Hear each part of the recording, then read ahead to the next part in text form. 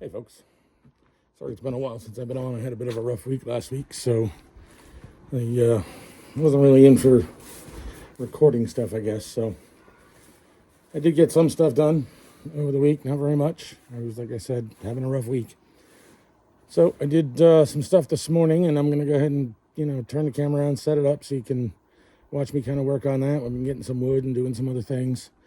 I filled up the trailers this morning with some creosote wood and some pallets from up in our spring parking area that I had gotten from that guy last year, along with barrels and some other stuff. I've talked about him before. So I will set this up so you can at least see what's going on. Stay tuned. So in the background there, you can see the DR trailer. You can't really see what's in it, but there's a bunch of creosote wood, which is essentially railroad ties, some other pieces of wood that have been soaked in creosote. They don't rot. I mean, they do, but it takes decades for them to rot. He gave me a bunch of pieces of that. A lot of it's pretty heavy and big stuff. My neighbor Mike there helped me go up there and get all this stuff. Can't really see the pallets. They're over here to your right. I'm going to take those off now and go put them all up here and start stacking them up.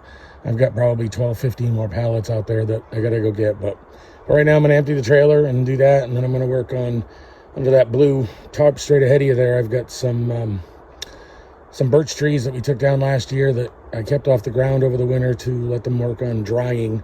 Birch is a very wet wood, and you really got to let it sit for a while to be able to use it. So hopefully we'll be able to use it this season. We're going to go ahead and pull that out and log that, get that cut up so that we can get it split and loaded up. So I'll speed up through most of this because obviously you don't want to watch all of it, so I'll speed up through most of it.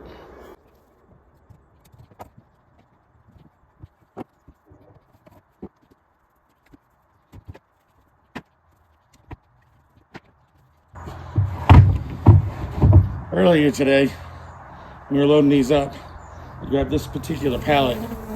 I don't know where he was sitting, but a bee come out, stung me right in the neck. Does not tickle. Not a fan of those.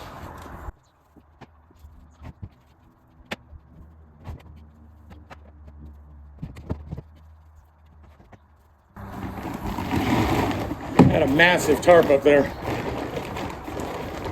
that I used to cover everything over the winter, and I brought back so that I can cover this wood till we can get it split. So this is the trailer full of creosote wood. As you can see, they're all kind of different sizes.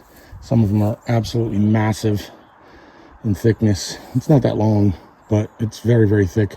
But for the most part, they're all different sizes. We got this really decent sized one right here. Not terribly thick, but it's a good length. Most of the rest of them are kind of like 1/2 to 3/4 size railroad ties. There's several of those down under on the bottom. We got this little thin guy right here. We just got a mix match of stuff. I'm not really sure what I'm going to do with all this.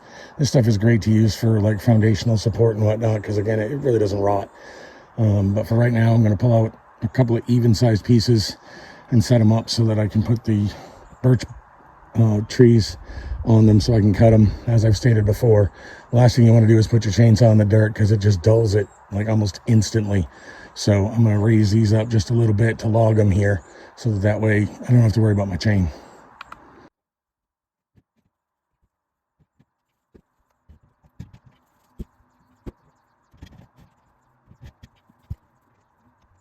Well, that's not good. They're pretty jammed together.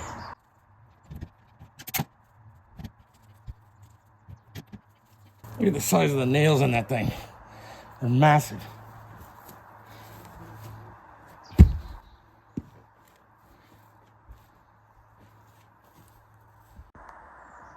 Okay, moved around a little bit, repositioned the quad.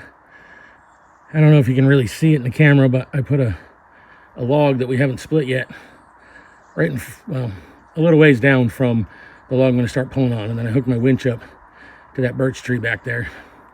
I'm hoping that what'll happen is as I pull this, it'll catch that log, it'll help lift it up and then roll it some so that it'll just kind of naturally come up onto this creosote wood. So let's give it a shot and see. Yeah, that's probably not going to work like that because I didn't realize it had another branch coming off the side there. All right, plan B, stand by. I don't legitimately have a plan B. I'm coming up with it as I go. But if you remember, in previous videos I've talked about using rounds. These are just pieces of log that we're not going to split because they're too small. We'll just put it in the stove the way it is. I'm going to see if I can put this under a little bit further back on the tree to help lift it up now and then get it up and over. That round isn't quite big enough. It needs to be just slightly larger.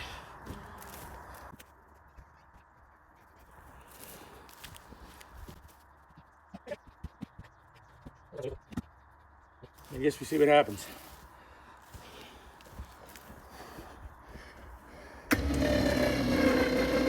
Yeah, that's not what I wanted. Not at all.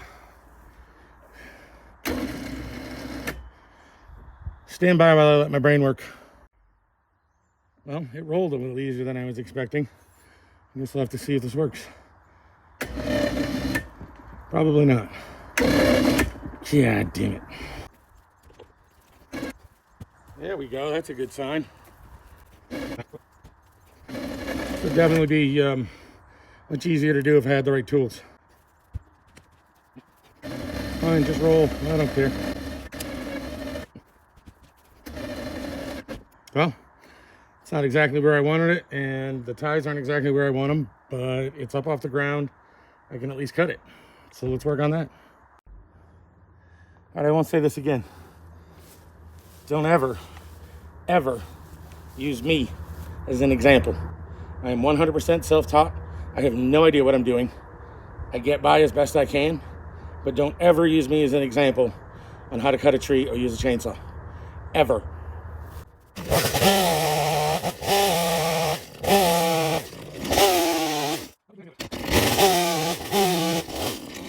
Well, now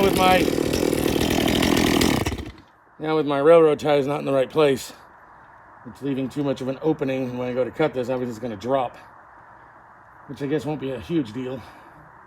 I can just kind of deal with that.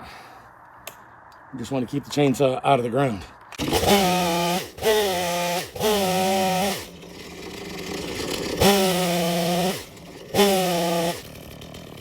right, here we go. Now I'll toss it all over there in a pile, and looks like it might start raining here soon. We were supposed to get some today, so I'll get it in the pile and work on the rest of them and then cover everything up. Thanks for watching, and God bless.